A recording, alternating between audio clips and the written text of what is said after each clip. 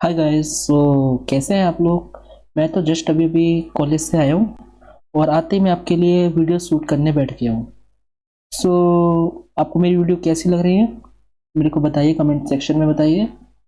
और यदि नहीं लग रही है तो ये भी बताइए क्यों नहीं लग रही है और क्या क्या इम्प्रूवमेंट करना है। ठीक है, तो चलिए आज हम ऑफर एंड एक्सेप्टेंस का पार्ट शुरू कर रहे हैं। ठीक है, चलिए पहले एक बार हम ये खत्म करते हैं, फिर हम एक बार और जितना भी हमने अभी तक का ऑफर एक्सेप्टेंस में कर चुका है ना, वो फिर हम लास्ट में रिवीजन कर लेंगे। ठीक है। जो जिसने पिछली वीडियो भी नहीं भी देखी है ना, तो उसके लिए कोई दिक्कत नहीं है। ठीक है, चलिए।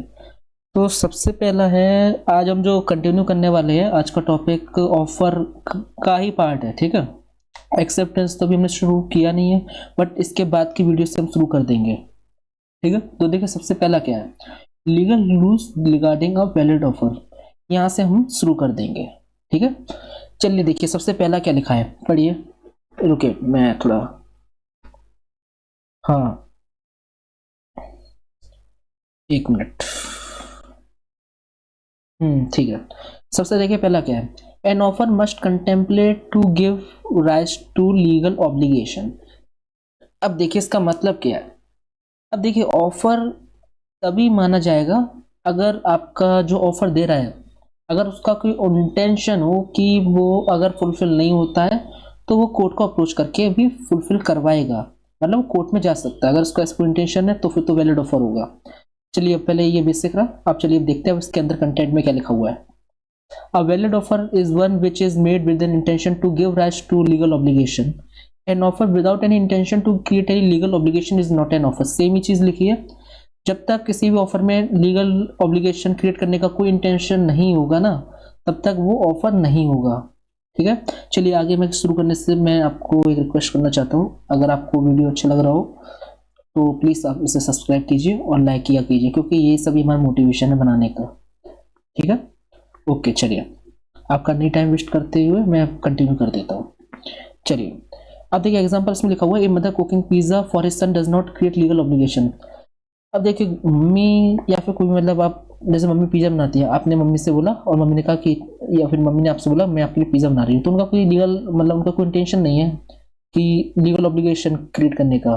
मान लीजिए उन्होंने कहा कि आप से जैसे कुछ आप कुछ मम्मी ने काम दिया और उन्होंने कहा कि मैं आपके लिए तो पिज्जा बनाऊंगा उसके बाद, तो क्या उनका कोई इंटेंशन है क्या, या आपका कोई इंटेंशन लीगल ऑब्लिगेशन क्रिएट करने का नहीं है। अगर वो फुलफिल नहीं भी करती है तब भी कुछ नहीं होने वाला है, कर ले तो भी नहीं। ठीक है, तो ये कोई ऑफर नहीं होगा। और डोमेस्टिक जितने भी एग्रीमेंट्स होते हैं ना, उसमें लॉ ये प्रिज्यूम करता है कि उनका कोई जो पार्टीज इन्वॉल्व हैं, उनका कोई भी इंटेंशन नहीं है लीगल ऑब्लिगेशन क्रिएट करने का, जब तक वो रिटर्न में स्पेसिफाई नहीं करते हैं कि उनका इंटेंशन है लीगल ऑब्लिगेशन क्रिएट करने का, तब तक लॉ ये प्रिज्यूम करेगा। और जितने भी एग्रीमेंट्स बिजनेस से रिलेटेड होते हैं, उनका ये लॉ प्रिज्यूम करता है कि अगर वो फुलफिल नहीं होते हैं तो वो, उनका इंटेंशन है कि वो कोर्ट को अप्रोच करेंगे, तो उनका प्रिज्यूम करता है कि उनका इंटेंशन है लीगल ऑब्लिगेशन क्रिएट करने का। पर डोमेस्टिक केसेस में ये नहीं लॉ प्रिज्यूम करता है कि उनका कोई इंटेंशन था भी। ठीक है, an offer must contemplate to give rise to legal obligation. समझ में आ गया। A valid offer is one, चलिए मैं सर बोलिए, a valid offer is one which has an intention to create legal obligation. जिस भी ऑफर का ऑफर तभी माना जाएगा जब उसका कोई इंटेंशन होगा पार्टीज का, ताकि वो लीगल ऑब्लिगेशन क्रिएट करें, वो कानूनी तरीके भी हथकंडे अपनाएंगे अगर आप नहीं फुलफिल करते हैं। ठीक है, देखिए फिर क्या है, the terms of the offer is must be certain and not loose or vague. किसी भी ऑफर की जो कंडीशंस होती है ना, उसमें जैसे टर्म्स लिखी होती है या फिर कुछ भी ऑफर देते हैं, तो वो सर्टेन होनी चाहिए, मतलब बिल्कुल क्लियर होनी चाहिए। ये नहीं कि मतलब उससे कुछ, मतलब आप जैसे ऑफर उसके टर्म्स पढ़ते हैं तब उसके आपके दिमाग में कंफ्यूजन बहुत आ रहे हैं, ऐसा नहीं होना चाहिए, वरना फिर ऑफर माना ही नहीं जाएगा। ठीक है, जैसे मैंने आपसे कह दिया कि मैं अपना हॉर्स आपको फ्यूचर में बेचूंगा, क्योंकि ऑफर नहीं हुआ ना, इसमें देखिए सर्टेन नहीं है टाइम। अब फ्यूचर तो कभी भी हो सकता है, कल परसों अतरसों 50 साल बाद 100 साल बाद। फ्यूचर तो फ्यूचर है, मतलब जिस किसी ने देखा तो नहीं है, कोई उसका स्पेसिफाइड टाइम नहीं है ना, तो इसलिए ये ऑफर नहीं माना जाएगा। वहीं अगर ये कहते हैं कि मैं आपको कल 10 बजे अपना हॉर्स बेचूंगा, तो ये तब भी ऑफर माना जाएगा। ठीक है, तो certainty is very important in any offer. Any offer in which certainty is not present will not be an offer.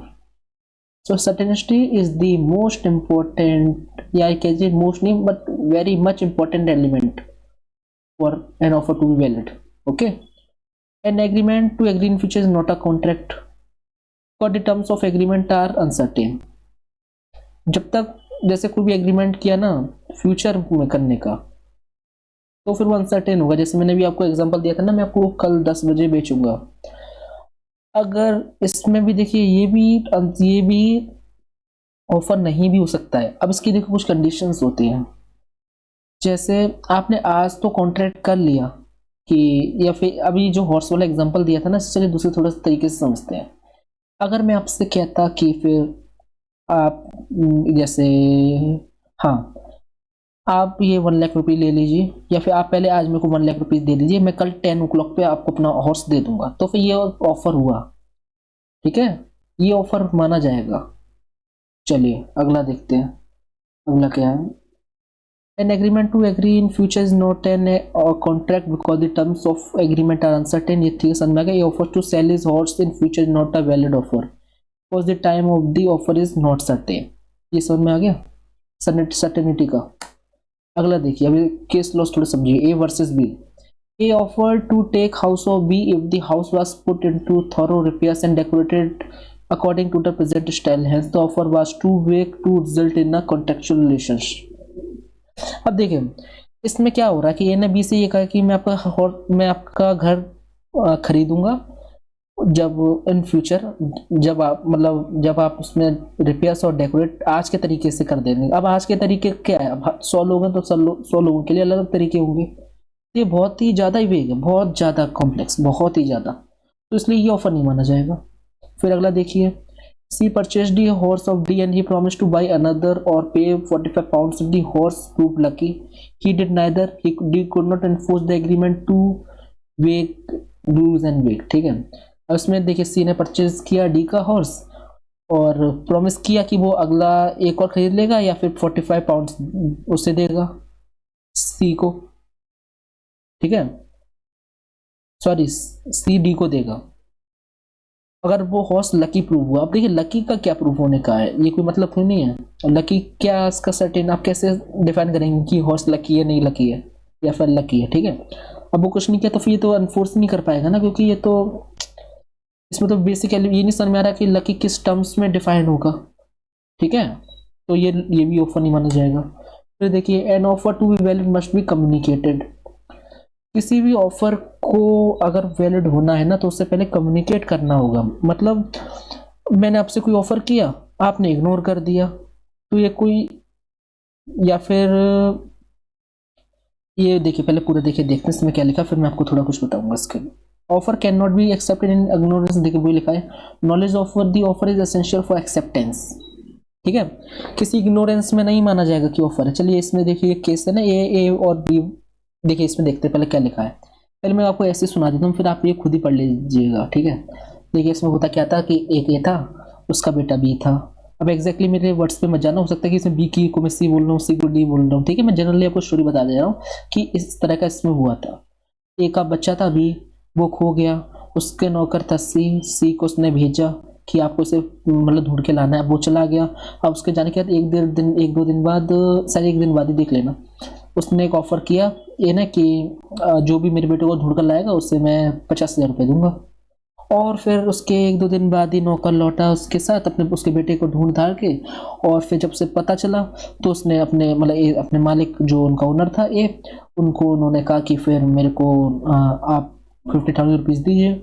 अब ए ने मना कर दिया, तो जो सी था वो चले गए कोर्ट में, और कोर्ट ने भी फेवर लिया ए का। क्यों लिया? क्योंकि जब जब सी निकला था बी को ढूंढने के लिए, तब तो उन्हें नहीं पता था ना कि ऐसा कोई ऑफर भी है। अब वो तो बाद में किया है, तो उसमें कोई कम्युनिकेट ही नहीं हो, तो फिर आप ले कैसे सकते हो? आपको तो उसकी कोई नॉलेज ही नहीं है ना उस ऑफर के बारे में। अब जिस चीज़ की आपको नॉलेज नहीं है उसको आप मांग कैसे सकते हो, ठीक है। तो ये भी वैलिड नहीं रहेगा ये ऑफर। फिर देखिए क्या लिखा है, an offer can not be prescribed silence on the other party as acceptance. An offer cannot say that if the offer is not accepted up to a certain date, then it will be presumed as accepted. The reason is that the acceptor is not under obligation to accept the offer. अब देखिए, मैंने आपसे कोई offer का और मैंने उसमें condition लिखी, यदि आप 10 तारीख तक इसका एक्सेप्ट नहीं करते हो ना, तो ये माना जाएगा कि आपने इसे एक्सेप्ट कर लिया है। ठीक है, तो ये कोई वैलिड नहीं रहा ना।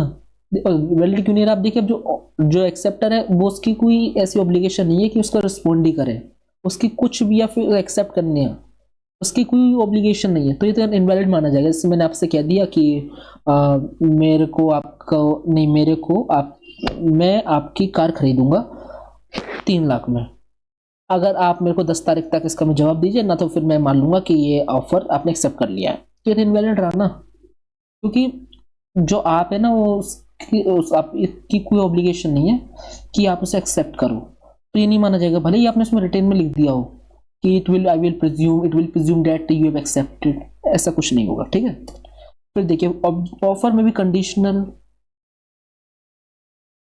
एक मिनट, ये क्या लिख दिया मैंने, an offer can be subject to any terms of condition. ठीक है, ऑफर कोई भी टर्म्स ऑफ कंडीशन आप लगा सकते हैं। ठीक है, एक मिनट, थोड़ा सा मिटा लूँ, ये कुछ मुझे भी याद नहीं मैंने क्यों 4 लिखा है। चलिए इसे फिलहाल मिटा देते हैं। ठीक है, चलिए फिर देखिए ऑफर। देखिए, आप कंडीशंस किस तरह की हो सकती हैं, जैसे मैंने मान लीजिए कि आपने मेरे को ऑफर की कि मैं आपको कार बेचूंगा 10 लाख में। अब आपने कंडीशन ली कि मैं तो आरटीजीएस से ही लूंगा या फिर एनईएफटी से ही लूंगा, तो आप ये कंडीशन लगा सकते हो। ठीक है, तो कंडीशनल भी हो सकता है, सिंपल से इसका मतलब ये है। फिर देखिए communication of special terms and conditions. अब चलिए ये थोड़ा इंपॉर्टेंट है, ये चलिए समझते हैं। अब देखिए, 2 लोगों 3 लोगों, उनके तो बीच हम लोग कर सकते हैं कॉन्ट्रैक्ट, उन्हें मतलब ऑफर कर सकते हैं, मतलब रिटर्न में या फिर खुद वर्चुअल बोलकर। मगर अब देखिए, अब इमेजिन कीजिए, जैसे रेलवेज होती है, एयरपोर्ट्स होती है, मतलब एयरलाइंस होते हैं, बैंक्स होते हैं, इलेक्ट्रिसिटी बोर्ड होते हैं, तो फिर आप बहुत नहीं कि कंडीशन को एक पर्सन से करेंगे, उनके तो करोड़ों लोग हैं, करोड़ों अरबों लोग हैं जो कि उनकी सर्विसेज ले रहे हैं, तो हर किसी को वो कम्युनिकेट नहीं कर पाते, और मतलब कर भी नहीं सकते, कर क्या पाएंगे, कर भी नहीं सकते कि कंडीशन को। तो वो क्या करते हैं, उनका मतलब बहुत एक ही उनका ड्राफ्ट होता है रिटर्न, जो कि उनकी ऑफर के टर्म्स को डिफाइन करता है। ठीक है, तो देखिए क्या लिखा है, here contracts with predetermined terms are created for such organisation, thus such contract are not termed as contract of adhesion. तो इस तरह के कॉन्ट्रैक्ट्स को क्या कहते हैं, कॉन्ट्रैक्ट ऑफ एडिशन। ये टर्म याद करना, कर लेना, कोई असर नहीं पड़ता, क्योंकि मैंने तो अपने जब फर्स्ट सेमेस्टर के एग्जाम दिए थे, मैंने तो कुछ याद नहीं किए, खाली पढ़े थे, और जितनी याद भी किए थे या जितने सेक्शंस याद किए थे, वहाँ जाके मैं सबके सब भूल गया। ठीक है, तो इतना ज़्यादा फोकस मत करो, क्योंकि कुछ तो बस 6-7 ही याद रखेंगे, बाकी सबके सब आप भूल ही जाओगे। उसके चक्कर में बाकी चीज़ें मत भूल जाना, पता चले कि आपने मान लीजिए आपने एक टर्म्स याद कर लिया और एग्जाम में उतना लिखा, बाकी कुछ लिख के ही नहीं आए, ये मुश्किल से किसका आधे एक नंबर, मुश्किल से आधा नंबर या फिर 1 नंबर कटेगा, कोई सेक्शन या फिर ये नहीं लिख कर आते हो, मगर आप पूरा का पूरा बाकी कुछ नहीं लिख कर आए, तो उल्टा बस 0.5 मिल जाएगा और बाकी सारा खत्म। ठीक है, तो इन पर ज़्यादा फोकस नहीं करना है, मतलब करिए, नहीं कह रहा, मना नहीं कर रहा हूँ, लेकिन पर हाँ, पहले उसके साथ साथ बाकी चीज़ों पे भी जो ज़्यादा इंपॉर्टेंट है पहले उस पर करिए। तो rules regarding communication of special terms. अब देखिए, इसके भी कुछ रूल्स होते हैं, जैसे अब जो आप ये जो मैंने बताया ना, कॉन्ट्रैक्ट ऑफ एडिशन, इसके भी कुछ रूल्स होते हैं। These must be communicated before or at the time of formation of contract and not later, otherwise these are not binding upon the acceptor. अब देखिए, जो स्पेशल टर्म्स होती है ना, जब आप उनसे कॉन्ट्रैक्ट में जा रहे हो, उससे पहले आपको कम्युनिकेट करना हुआ, यानी कि आज कल कर रहे हैं या फिर बाद में कहते हैं एक्सेप्ट कर लिया, उसके बाद एक्सेप्ट करने से पहले जितना कर दी उतना ठीक है, उसके बाद जितनी भी की वो सब इनवैलिड। जैसे मैं एग्जांपल देता हूँ, जब आप मेट्रो में जाते हैं ना, तो जितनी रूल्स एंड रेगुलेशंस होती हैं पहले भारी लिखी होती है, ठीक है ना, एंट्री करते वक्त ही, तो उन्होंने पहले आपको कम्युनिकेट कर दिया बिना टिकट लेने से पहले ही, आप या फिर मतलब कार्ड यूज़ करते हो, कार्ड यूज़ करने से पहले ही आप एंट्री लेते हो ना, एंट्री से पहले चेकिंग से गुजरते हो, तो तभी वो सबका सब लिखा होता है। अब ठीक है, फिर देखिए, अब देखिए एग्जांपल देखते हैं, ए और बी दोनों एक हस्बैंड वाइफ थे। ठीक है, उन्होंने एक रूम लिया होटल में, और जब उन्होंने रूम ले लिया तब होटल के ओनर था ना, उन्होंने नोटिस लगाया, यदि कोई भी चीज़ खोती है तो होटल प्रीमाइसेस की जिम्मेदार नहीं होगी। बाद में क्या होता है, ए और बी का कुछ संबंध खो जाता है। अब क्या करते हैं, ए और बी केस कर देते हैं कोर्ट में। तो कोर्ट भी ये मानता है कि उन ए और बी के फेवर में रहता है और कहता है कि आपको जितनी भी टर्म्स अपनी कम्युनिकेट करनी होती है वो पहले कॉन्ट्रैक्ट को बनने से आपको पहले करनी थी, बात की कुछ नहीं मानी जाएंगी। ठीक है, तो और फिर क्या हुआ, hotel was under the obligation to furnish the damages. ठीक, फिर देखिए, the acceptor can not plead that he was illiterate और ही वाज ब्लाइंड, ही और शी दोनों ही हैं। ठीक है, मैंने इसमें ही बस लिखा है, ही और शी दोनों ही आते हैं। ठीक है, शी नहीं लिखा, कोई असर नहीं पड़ता। ठीक है, मतलब कोई भी पर्सन हो, ये आप ये नहीं कर सकते कि फिर वो इलिटरेट है या फिर मतलब अनपढ़ है या फिर ब्लाइंड है और he did not know the language, और अनपढ़ मतलब जो भी पढ़ा लिखा नहीं हो। ठीक है, मेरा कोई उस मोटे में मत ले लेना। ठीक है, मैं तो इसका हिंदी मीनिंग बता रहा हूँ, इलिटरेट का मतलब जिससे पढ़ना लिखना नहीं आता हो। ठीक, और ही वॉज ब्लाइंड और he did not know the language और did not read if there was adequate notice of special conditions। अब देखिए, जो एक्सेप्टर होता है ना, वो ये मतलब ये इस बात पे बच नहीं सकता कि फिर वो he कैन नॉट रीड और राइट। ठीक है, that mean he is illiterate, उसे पढ़ना या लिखना उसे नहीं आता, और ही वॉज ब्लाइंड या फिर उसे दिखता नहीं है, और he did not know the language या फिर उसे जो लैंग्वेज लिखी है वो उसे आप पढ़ना उससे जानता नहीं, उसे आती नहीं, और डिड नॉट रीड या फिर उसने फिर पढ़ा ही नहीं। If there adequate notice of special condition, अगर वहां पे इन सारी की सारी कंडीशंस ऑलरेडी नोटिस लगा हुआ हो तो। फिर देखिए, unreasonable condition is not held to be binding. Unreasonable conditions मान लीजिए लिख भी दी तो वो बाइंडिंग नहीं है। मान लीजिए कई बार मैं ना कपड़े धुलवाती हूँ ना धोबी से, ठीक है, तो फिर वो कई बार कहते हैं अगर आपका कोई कपड़ा मिस हो जाता है तो मैं आपको 10 टाइम्स दूंगा, 8 टाइम्स दूंगा। तो इस चक्कर में कोई पढ़ना भी मत, आप भी सोचोगे ठीक है भाई ये तो मैं 10 गुना देगा, चाहे फिर बताए आपको मिलेगा एक पैसा भी नहीं। ठीक है, क्योंकि अनरीजनेबल कंडीशन है। मान ली 80 रुपए का कोई कपड़ा है, मान ली 250 रुपए का कपड़ा है, तो उसका कोई 10 गुना थोड़ी नहीं, 2,500 थोड़ी नहीं देगा वो। ठीक है, तो ये कोई ने बाइंड नहीं करती है। जैसे when try clear promises to pay customer to pay him 8 times the price of the garment is held to be unacceptable. ये तो अनएक्सेप्टेबल ही है, कोर्ट से अनकंडीशनल है। फिर देखिए, अब लास्ट टॉपिक है ऑफर का, क्या खत्म करते हैं, कुछ और भी है, बस इतना ही है। देखिए, लैप्स और रिवोकेशन ऑफ ऑफर, ऑफर खत्म कैसे होगा। ठीक है, an offer lapses after a stipulated or reasonable time. An offer lapses if its acceptance is not communicated within the reasonable time, and if no time is prescribed then within a reasonable time, within a, या reasonable की जगह रख देना given time। ठीक है, within a prescribed और given में लिख देता हूँ within a, within कहाँ गया मोस्ट पॉइंटर, हाँ within prescribed या फिर गिवन लिख लीजिए, गिवन टाइम।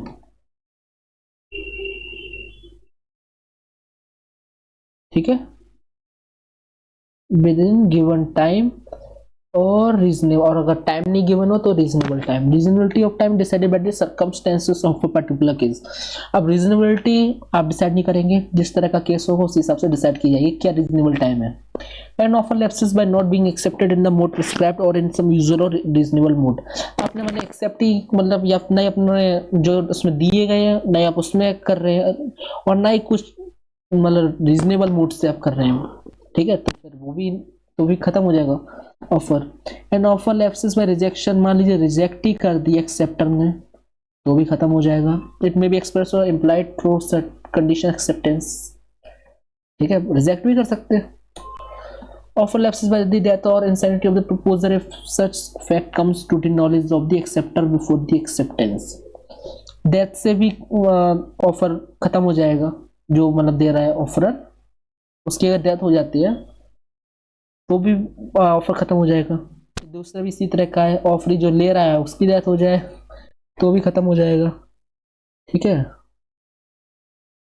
कहाँ थे हम, हाँ यहाँ थे। ठीक है, या फिर रिवोकेशन के थ्रू, रिवोकेशन क्या होता है, अगर वो कंडीशंस नहीं फुलफिल किए हो तो भी रिवोक हो जाएगा। ठीक है, और आखिरी है no for lapses by subsequent illegality और डिस्ट्रक्शन ऑफ सब्जेक्ट मैटर। अब देखिए जो सब्जेक्ट मैटर क्या होता है, कोई भी कॉन्ट्रैक्ट हम करते हैं ना, तो उसका एक कोई मोटिव होता है, ठीक है।